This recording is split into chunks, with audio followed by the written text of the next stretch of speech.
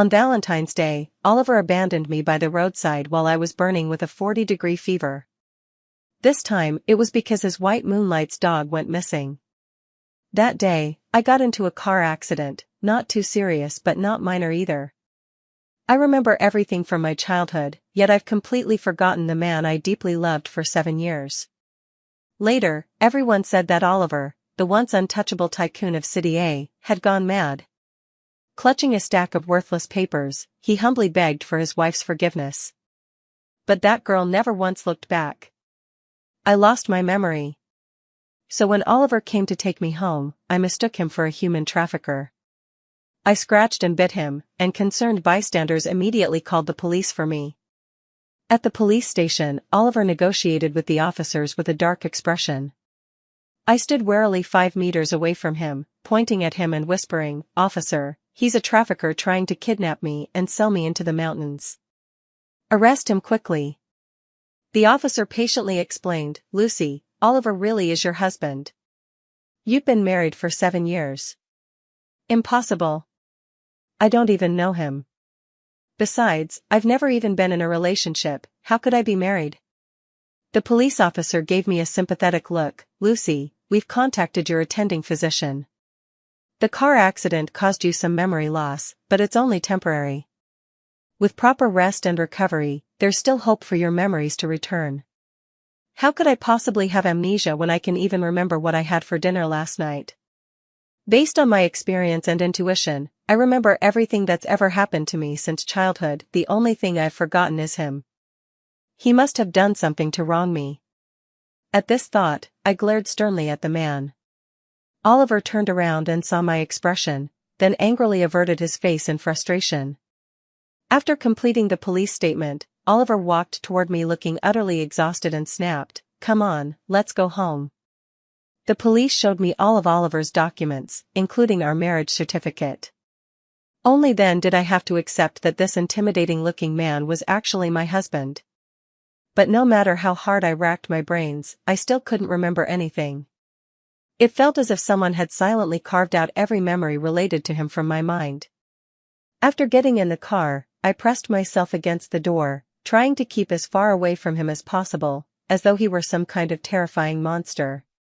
Oliver let out an angry laugh at the sight. "Lucy, I don't care what game you're playing or whether your amnesia is real or fake. I don't have time for this. You'd better not cross the line again, or else." A threat-laden warning.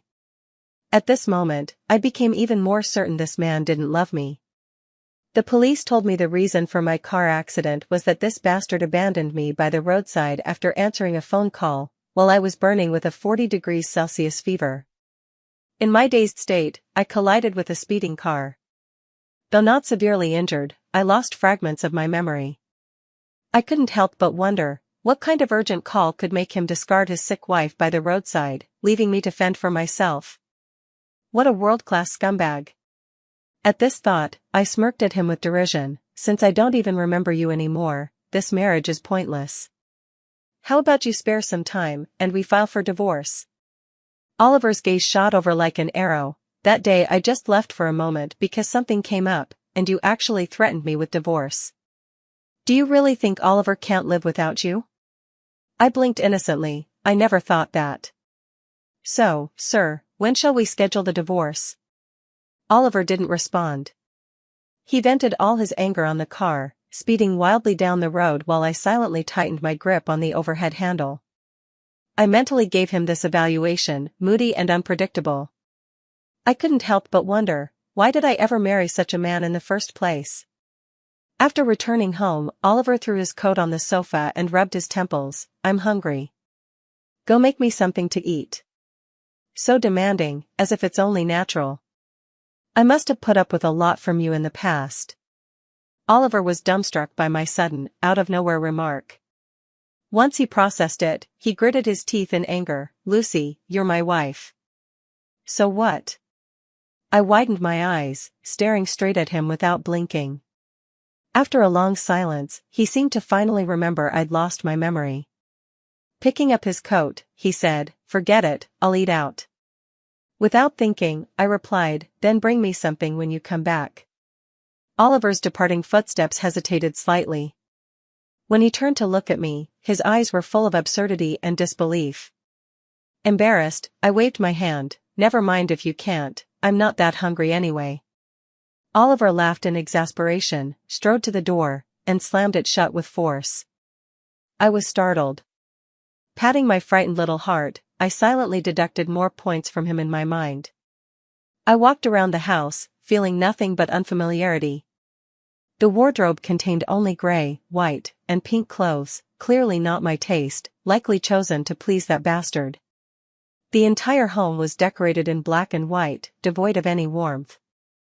I scrolled through my phone but couldn't find a single photo of Oliver and me together. Even our text exchanges were strictly businesslike. Most of the time, I was the one talking, while he replied with 1 or 2 words at his leisure, acting like some entitled lord. I rolled my eyes dramatically. Seems I wasn't wrong about him after all. Over the years, I'd truly endured quite a bit of his temper. Suddenly my phone rang. The moment I answered, my best friend Hannah's anxious voice came through. "Lucy, what's going on?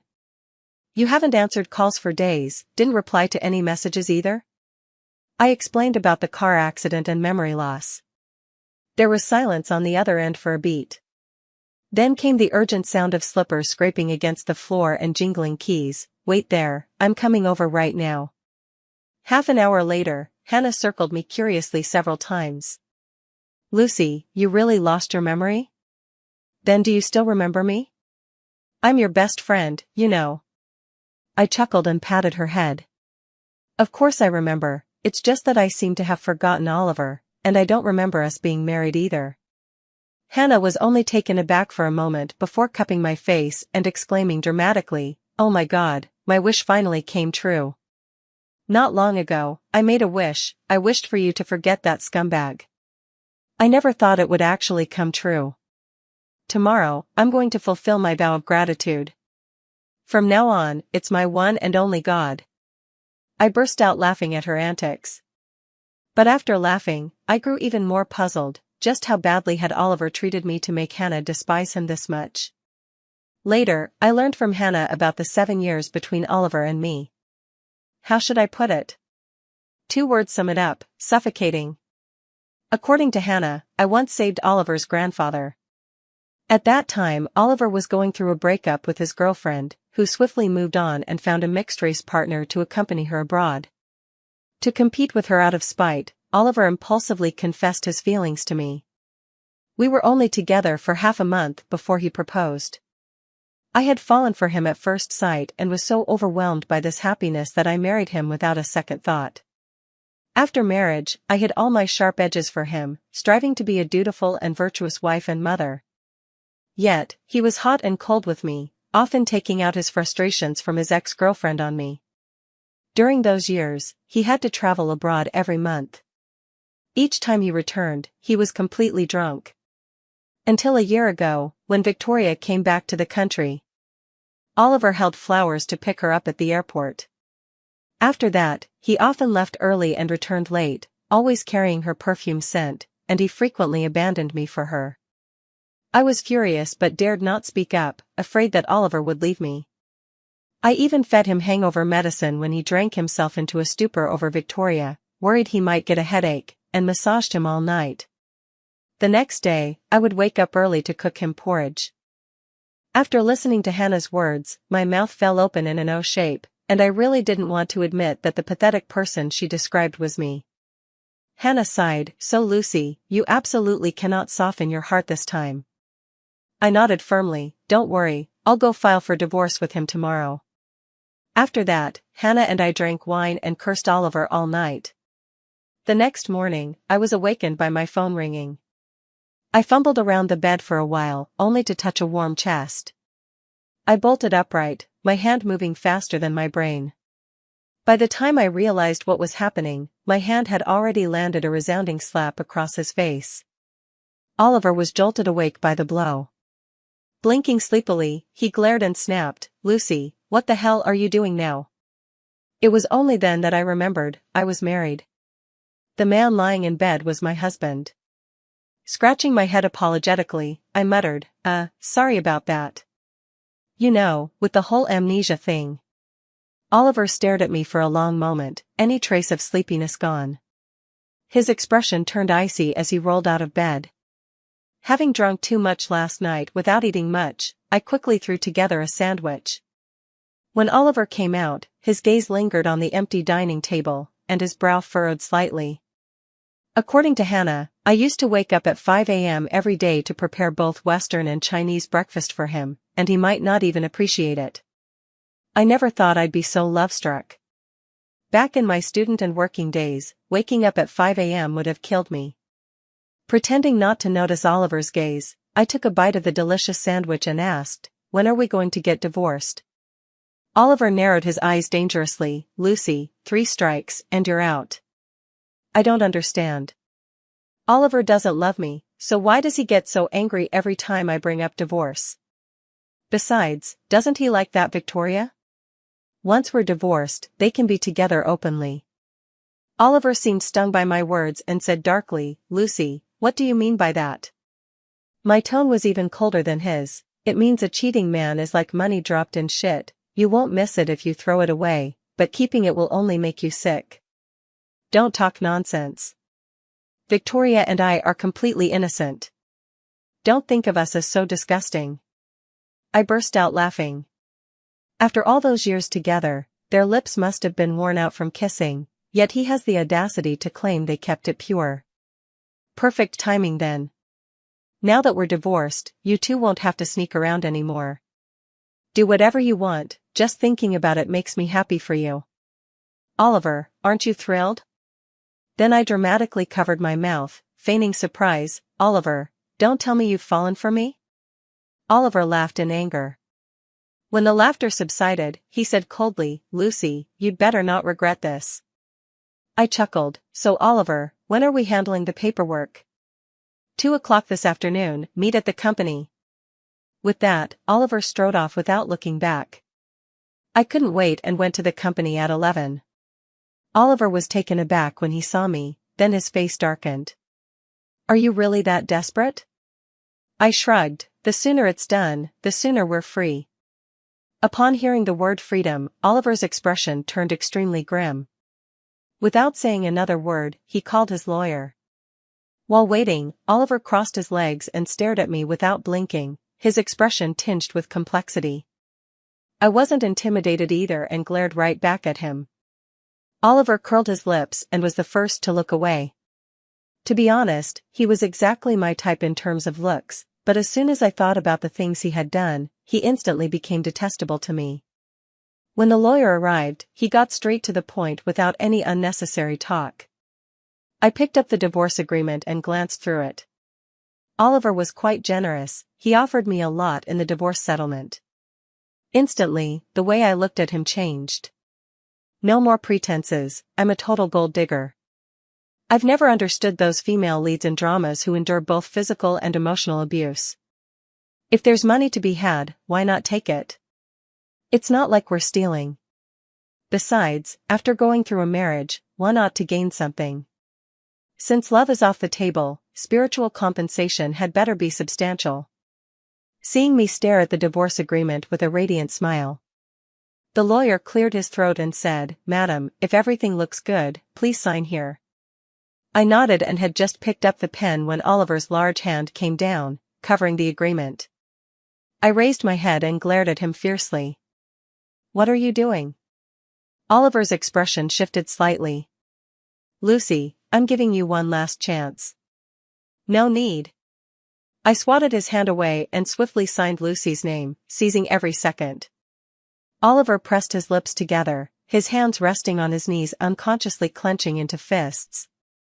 After signing, I tossed the pen aside and reached out my hand to him. "Oliver, happy divorce." Oliver looked at me, showing no intention of shaking hands. I awkwardly withdrew my hand. "Oh right, just throw away all the stuff at home, I don't want any of it." Oliver gave a slight nod. At this point, there was nothing left to say between us. With the matter settled, I naturally got up to leave. Oliver watched my retreating back, lost in thought. The moment I stepped out of the company, I immediately pulled out my phone to share the good news. "Girl, I'm divorced." let's go celebrate. In less than 10 minutes, Hannah pulled up in front of me with her supercar. I left Oliver with nothing, and Hannah drove me to the largest shopping mall in the city. Ever since you married Oliver, you've been dressing like some ghost woman, long hair, long skirts, nothing like your old self at all. I laughed and gave her a playful punch. But there was no denying it, Hannah had a point. Staring at my reflection in the mirror, I almost couldn't recognize myself anymore. Back in the day, Hannah and I always kept our hair short, crisp, and stylish. Overalls and tank tops were our go-to. Yet in the camera lens, my hair cascaded down to my hips, dressed in a white blouse and skirt. If I weren't certain that I'd only lost my memory rather than traveled through time, I might have suspected I'd been given a whole new shell. After cutting my hair short, I changed back into my old clothes. This time, I was determined to be myself again. That evening, Hannah excitedly dragged me to a bar. According to Hannah, ever since getting married, I had obediently played the role of a wealthy socialite, terrified of embarrassing Oliver, so much so that I hadn't even been around to keep her company. The next day, we booked a luxury cruise. We trekked across towering, snow-capped mountains, went diving in Bali, marveled at New Zealand's glaciers, and even petted penguins in Antarctica. Every day, as soon as I open my eyes, all I do is have fun. Compared to the vastness of the world, those feelings and loves are too insignificant. As for Oliver, I still can't remember anything about him, nor do I have any desire to remember. Those past memories aren't beautiful to me, and I have no interest in digging deeper. Some people and some things are best left in the past, as a way to preserve the last bit of dignity for each other. On the other hand, Oliver and Victoria, since the divorce, have had no reservations and are inseparable all day long, sticking together like glue. Even though I don't pay attention, their news is everywhere, in the media and my social circle. From an outsider's perspective, they were indeed a perfect match. A wealthy young master and a privileged young lady, had they not been stubbornly holding their ground back then, there would have been no place for me in this story. A month later, Hannah and I ended our trip and returned to City A. 2 years ago, we had co-founded a flower shop together, and if we didn't return soon, the employees would probably go on strike. Recently, the shop landed a big order, and everyone was swamped with work. It was my first time being involved in the entire process, from initial client discussions to finalizing the floral designs, and then the venue setup. Though exhausting, it was incredibly fulfilling. On the day of the event, while busy directing the team, I accidentally bumped into someone as I stepped back. Instinctively, I muttered, "Sorry about that." To my surprise, Hannah ran over excitedly and called out to the man, "Uncle." I was utterly stunned. The man looked only a few years older than us. Hannah was calling him uncle? The man nodded politely in my direction. Upon asking, I learned this cocktail party was actually hosted by Hannah's uncle's family. Following the principle of keeping benefits within the family, all their company events were contracted to our flower shop. It's just that I'd rarely been involved in the shop's affairs before. Hannah assumed I knew, so she hadn't mentioned it. Holding a piece of dessert, I chatted idly with Hannah, our conversation mostly revolving around her uncle, Arthur. Suddenly, my peripheral vision caught a familiar figure. It was Oliver and Victoria. Oliver also froze when he saw me. It had been a while since we last met after the divorce that day. Victoria was clinging to his arm, whispering something to him while tilting her head. He withdrew his gaze, seeming somewhat absent-minded. Hannah spotted them too and cautiously glanced at my expression. I found it amusing. Why look at me? Did you forget I've lost my memory? Besides, we're already divorced. Only then did Hannah relax. She threw an arm around my shoulder and huffed, "There are plenty of men in this world. It's Oliver who isn't good enough for you. Hey, what do you think of my uncle?" Hannah had always enjoyed playing matchmaker, so I gave her an annoyed slap upon hearing this. I just thought she was joking and didn't take it seriously. The banquet was halfway through, and our duties were done. Hannah was about to say goodbye to her uncle when suddenly, chaos erupted in the venue. Before I could even process what was happening, A dark figure lunged forward, shielding me tightly beneath him. Then, with a loud boom, the glass chandelier crashed to the ground, shards flying everywhere. The fragments hit my legs, drawing beads of blood immediately. The scene was filled with screams. I caught a glimpse of Oliver anxiously trying to rush over, only to be tightly held back by Victoria. I looked at the man shielding me, Arthur. A wave of belated fear washed over me. Had it not been for him, that chandelier falling on my head would have done far worse than just leaving a few cuts from glass shards. "Are you all right?" Arthur's worried voice sounded beside my ear. I numbly shook my head. Hannah finally snapped out of it and helped Arthur up. His right shoulder had been grazed by the falling chandelier, leaving a long, bleeding gash. Seeing the injury on his arm, Hannah's eyes welled up with tears. "Uncle, you're bleeding." I scrambled to my feet, looking at him at a loss. Arthur glanced at the wound and gave a reassuring smile. "It's nothing, I'll go to the hospital." I quickly spoke up, "I'll go with you. After all, he got hurt because of me." Hearing this, Arthur turned his head in surprise and looked at me. After a moment's thought, he nodded. Hannah stayed behind to handle the aftermath, while I accompanied Arthur to the hospital. As I passed by Oliver, his hand twitched slightly as if he wanted to grab me, but ultimately it hovered midair before slowly lowering. Arthur was quite badly injured and had to get several stitches at the hospital. "Thank you for what you did earlier." Arthur chuckled. "It's what I should do. After all, this is my turf, how could I let you get hurt?" Even so, I still felt a bit guilty. Just as we stepped out of the hospital, Hannah pulled up in her car. I suggested, "Let me treat you both to a meal." After a busy day, everyone was so hungry they could eat a horse, so we finally chose a high-end Chinese restaurant. When Hannah went to the restroom, Arthur suddenly said, "Actually, we've met before." Seeing that I couldn't recall, he added, "More than once. The first time was when you came to the house looking for Hannah, and later you became Oliver's wife." I paused for a moment, then smiled and said, "Let me reintroduce myself, I'm Lucy, not anyone's wife." Since that day, Arthur and I have met a few times. I wouldn't consider myself a particularly sensitive person, but Arthur's behavior was just too obvious. Hannah noticed it too. She stroked her chin seriously and said, "Lucy, I think my uncle has a thing for you." My first reaction was denial. "Don't talk nonsense." "I'm not talking nonsense. I've known him for over 20 years, and I've never seen him be this attentive to any girl. Anyway, you're already divorced from Oliver. My uncle is good-looking and rich, what's not to like? If you end up with him, we'll be family." Before I could react, she burst into laughter herself. I wasn't as optimistic as she imagined. Though I still couldn't remember anything about Oliver, I had been married before, and Arthur was so outstanding, it was me who didn't deserve him. I couldn't figure it out either. I'm so ordinary, what does he even see in me? After that, I avoided Arthur for a while. Coincidentally, work kept me busy lately, so he didn't say much. When Arthur asked me out to dinner again, I confronted him bluntly, "Arthur, do you like me?" Arthur didn't expect me to ask him so directly and was stunned for a moment. Then he said, "So you've finally noticed?" "Actually, I've had a good impression of you since the first time we met. It's just a pity I was a step too late. Now I don't know if I still have a chance."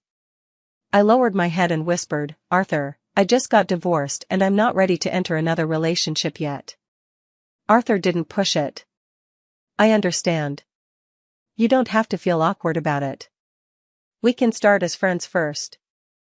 I can't deny that being with Arthur feels incredibly comfortable. Although I've been married before, that past is already forgotten. This is the first time I've experienced what it's like to be pursued and loved. After that day, Hannah kept finding ways to bring us together, creating opportunities for us to be alone. Life continued in this awkward yet bearable state. Then one late night, I received a phone call. "Lucy, where did you put the hangover medicine at home?" Oliver's deep voice came through the phone, instantly snapping me awake. This was the first time he'd called me since our divorce. I nearly laughed in exasperation. Seriously, dude? I have amnesia, and you're asking me? Besides, we're already divorced. Don't contact me unless it's necessary, and stop calling me so affectionately. I don't want people getting the wrong idea. With that, I ignored him and hung up directly. I thought this would be a one-time thing. Who knew he'd suddenly decide to send his corporate gala's flower order to our shop later? Hannah looked utterly confused. What's gotten into Oliver? He's not regretting it now and trying to win you back, is he? Don't overthink it, I dismissed without hesitation. Hannah, however, grew more and more suspicious as she pondered. I've heard he and Victoria have been arguing a lot lately. And it's been so long since you two split, they still haven't announced any marriage plans. I'd say there's an 80% chance it's not happening. I didn't overthink it. His business has nothing to do with me anymore. Hannah hesitated. Then what about this order? I smiled. Why not make money when it's offered? I did not show myself throughout the deal with the Oliver Group, leaving it to the florist's employees to handle the negotiations and preparations. Unexpectedly, half a month later, news of Oliver and Victoria's breakup spread throughout the entire circle. Hannah found out that after our divorce, Victoria had brought up marriage many times. For some reason, Oliver kept putting it off. The last time they had a big fight, Victoria went to harass Oliver's grandfather again, which landed the old man in the hospital. Oliver was furious and broke up with Victoria because of it. She packed her bags and went abroad that very night, vowing never to return. Everyone assumed this time they must have broken up for good. But I wasn't convinced. Those two had been entangled for over a decade. Even after marrying me, their connection lingered like unbroken lotus roots. Could they really sever ties so easily? I remained skeptical. After that, Oliver kept finding excuses to call me. Sometimes about lost items, other times sending me piles of inexplicable things. Finally, I couldn't take it anymore. Oliver, what exactly are you trying to do? The other end of the phone was silent for a long time. Just when I thought he wouldn't answer, Oliver's lonely voice drifted over. Lucy, I miss you. I was stunned for a moment. Oliver, are you out of your mind? Do you think I'm still the Lucy who would come and go at your beck and call? Do you think a few soft words and I'd come running to you like I used to? Let me tell you, don't even dream about it. The old Lucy was killed by your own hands. Oliver's voice carried a hint of pain. No, you've just lost your memory. You love me, and I'll make you remember everything. I was wrong before, I made you suffer a lot, but I swear, from now on, there will only be you by my side. After that day, he indeed appeared before me every single day, holding a pile of worthless things, asking if I remembered them. Seeing no reaction from me, his expression turned agitated as he tried to force me into his car, only to be stopped by Arthur. The atmosphere instantly grew thick with tension. Arthur scoffed mockingly. Oliver, she's already rejected you. Still clinging on like this is utterly disgraceful. Oliver's eyes burned with fury as he ground out through clenched teeth, this is between her and me. Stay out of it. Arthur shielded me behind him. Didn't you hear her say she doesn't want to go with you?